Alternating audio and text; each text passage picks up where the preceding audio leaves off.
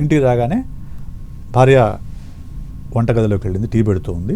భర్త ఆ సోఫాలన్నీ సర్దేసి, సో నీకేమైనా హెల్ప్, కూరగాయలన్నీ నేను కట్ చేస్తానులే, రేపు మళ్ళీ కావాలి కదని కట్ చేస్తూ కూర్చొని ఉన్నారు. ఇద్దరు కలిసి కూర్చొని టీ తాగుతున్నారు. ఇదేం మెసేజ్ ఇస్తుంది?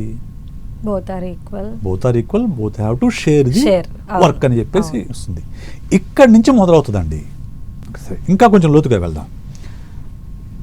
పిల్లలు ఏదో అల్లరి చేస్తారు ఇంట్లో.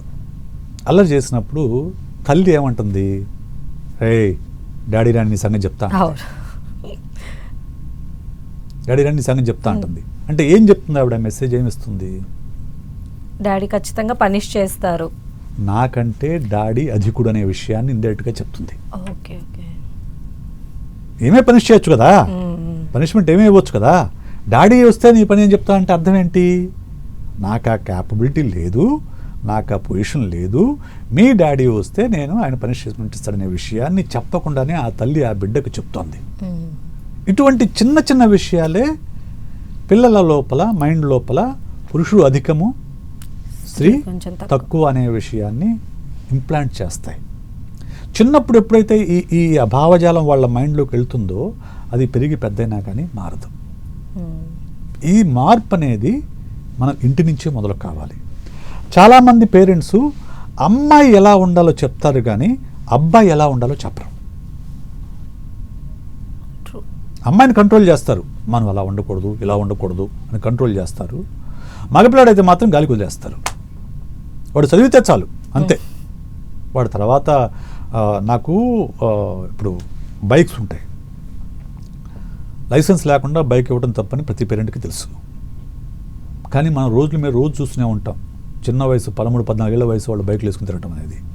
ఈ రోజు కూడా 3 చనిపోయారు స్పాట్లో చనిపోయారు. తప్పెవరిది? వాళ్ళదా పేరెంట్స్దా? పేరెంట్స్ కదా. పేరెంట్స్ వాళ్ళని కూర్చోబెట్టి చెప్పాలి, నువ్వు బైక్ నడపడం నీ సరదా కాదని అంటలా, కానీ నువ్వు లైసెన్స్ లేకుండా, వయసు రాకుండా బైక్ నడపడం నేరం. నువ్వు ఒకవేళ నేను తప్పు చేసి యాక్సిడెంట్ జరిగితే ముందు నన్ను తీసుకుని అరెస్ట్ చేసి జైల్లో పెడతారు.